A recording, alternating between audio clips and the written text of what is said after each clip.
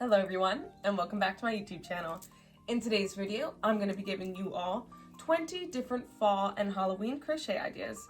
All of them have free patterns, and if there's anything you want to see or need a pattern for, please don't hesitate to leave me a comment or follow me on Instagram and send me a DM.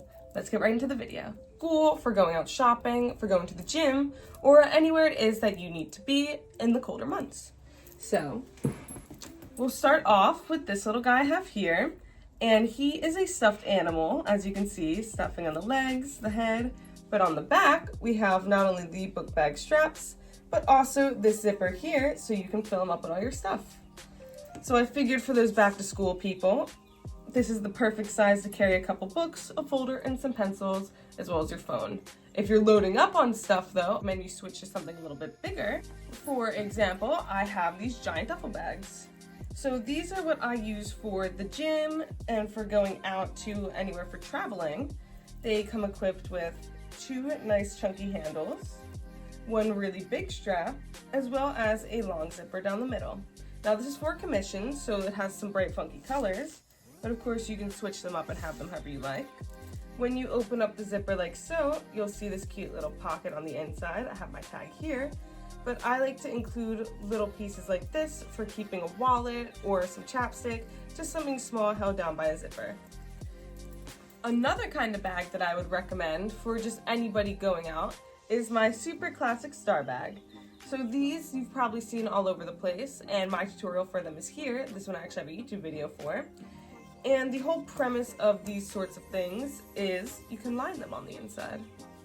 So when you're lining bags, this gives you an extra layer so things don't come in and out of them, and they can be customized however you like. So we have the stars, of course, but I also like to line other bags, and I think this is something that most people should learn how to do. So please check out this YouTube video. And that is where I show you how to make this super cute bag here. So this one has two top handles as well, and the big giant satchel one. And if you look here on the inside, we have two lined pockets, as well as a full lined interior. So once you get to fall time and you're starting to carry all your things around with you again, it's not just summer where you're out with your bag with a wallet and a phone, you actually need things on the go. Having a lined bag is going to make it so much easier to carry them around in your crochet, but also they keep your bag from stretching, ripping, and from things from falling through. So totally recommend making something like this. And then I also have two very simple options. One of them is the water bottle holder. This one is a bit bigger to carry a giant one. Like if you've gone on Amazon, you see the big gallon jug sort of things. Make them like this. I used a huge hook for these and then did front post, back post double crochets to make these little windows. And basically you just shove in your giant water bottle, or you can maybe shove in a phone and a wallet too. I also, for the final bag here, made this little tote bag. This is a super simple beginner level project where you are basically just making one gigantic panel, sewing together the sides, and then adding on these tiny little straps and cute little bows. I think if you've never been into crochet and you want to learn something, this sort of thing is a perfect start to getting used to it all. For our next category, I want to show you the tangible little guys and stuff that I've made. So we're gonna start with the ghost plushie that I uploaded last week. So this little guy, who I gave to my sister, so he's a little bit more beat up than when he started, has a cute little witch hat on top, as well as a fully stuffed bottom so he can rest easy on a stand with his little ghosty point sticking out. And he has this cute little blushies and his little face. Like I said, I gave this to my little sister. She absolutely loves it. And my cat also really liked attacking it. So if you have cats, try this out with them too.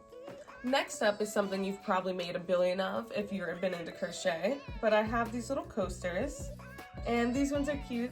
I hope you can see they have little fuzzy eyes and mouths and whatnot, but I made this one, and I made a gray one as well, so that way we can have them to match. That's the back. There we go. Two little ones like this.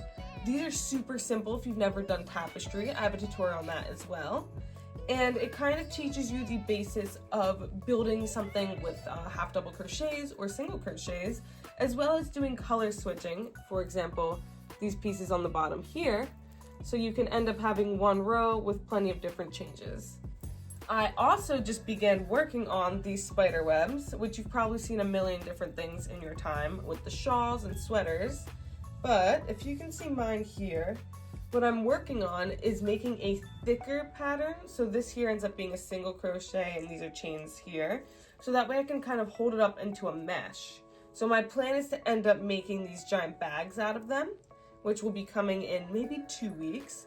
But for the time being, I figured I'd show you the premise of the spider web, which is basically a chain ring in the center here, and then going up and down with chains and single crochets, moving over and up and down as well. My final little bit of fall decor here are these little baby pumpkins. So I made 3 different sizes, and the pattern consists of all 3 shapes and sizes. And they can kind of just sit around. They do have stuffing in them, so they smush and push and all that stuff. But I like to leave them sitting up on our mantle upstairs. I have too much stuff in this room already. But I leave them upstairs. They're really cute and they're perfect for gifts if you know anybody with a fall birthday or if it's just something you want to give. My mom really likes them. So I think that sort of generation is really into these little things. But that being said, if you want to see any more fall decor like this, please just send me a message and I'll work it out and I'll write the pattern for you. Our next category is all of this clothes that I made. If you want something for the time where it starts to get colder, I'm showing you them now. So these are some heavy duty skirts and sweaters that I've made that will really come in handy in the cold months, which means you gotta get started on them. So for starters, I have this gigantic oversized coffee sweater, and I'll show a video of me wearing it over here so you can see the whole thing. But basically, we have a gigantic sweater with these kind of, they're not bell sleeves by any means, but they are wide, and they have little bows on the bottom, because I know people love that sort of thing. And they also have little slits at the bottom too, so they kind of curve over your waist and give you a little bit more body than just one giant box. The other sweater that I have actually shown in other videos before, and that is this giant bunny sweater that I've made. It is also oversized, but this one has some poofier sleeves with a cuffed hem. So again, I'll show you myself wearing it here so you can get the full picture. But this sweater combines both the plan of a tapestry here with this little bunny design, as well as different types of hems on both the top here, I guess we'll call this like a wrist gauntlet here, and even on the bottom here. So this one kind of goes over a bunch of different techniques, and again, a little lighter than the last one, but it's still a nice heavy duty sweater that by the time you're done with it, you will be very happy to have made it. I also wanted to show you guys 2 different skirt variations. This one that I have here is a lined skirt. Ooh, here we go. This is a lined skirt, so on the inside we of course have our lining. And again, it's over here. This maxi skirt has ruffly bottoms, so you get that cute mermaid look, as well as a drawstring on the top, so that way you can adjust it to your own waist size. Like I said, I do have 2 skirts though. The other one is my super wearable mini skirt, which is made from a huge hook and these are triple crochets here. Again, this one features a drawstring, and the main point of interest for this skirt is that it covers your butt, because we know a lot of mini skirts do not actually cover anything, and then you can't even wear them out of the house. Moving on, we're gonna tackle hats and headwear next. So getting the only bit of like headwear out of the way is these earmuffs that I made. And these have cute little bows on the sides. I can show them to you. As well as these stuffing puffy earmuff covers, and they're made out of an old headset. So the headset was totally broken. I couldn't use it anymore, but I didn't want to throw it out. So to kind of show what you can do to upcycle different pieces is I made these headphones.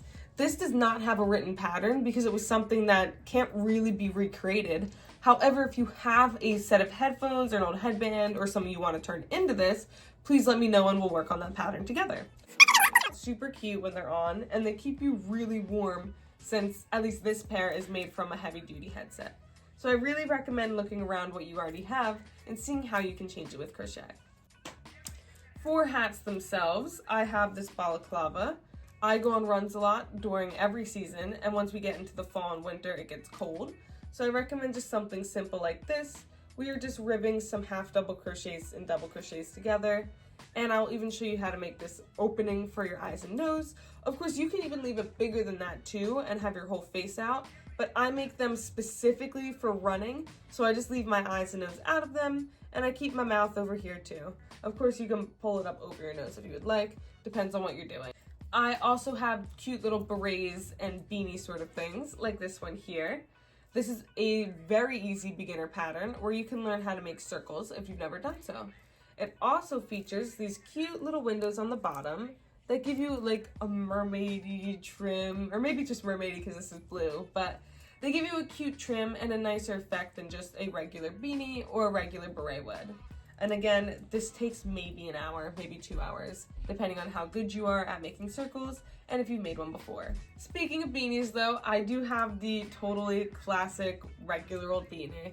This one is ribbed and it uses some mohair too to make it a bit fuzzier, which you can do by layering 2 yarns together, which I would love to show you if you don't know how. That I don't have a tutorial on, but let me know if you want one. And these are simple. To make the little fold on the bottom, you don't even do anything different. You fully just fold it up. It is basically just a giant row up and down of, I think this is half double crochets, but you can do double as well. I then have 2 examples of these heavier duty, like wintry caps, because it does start to get colder at nighttime in the fall.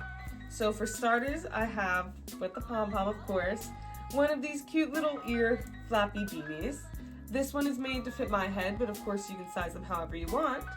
And this one features a really cool design with these different color switches and the patterns on the inside.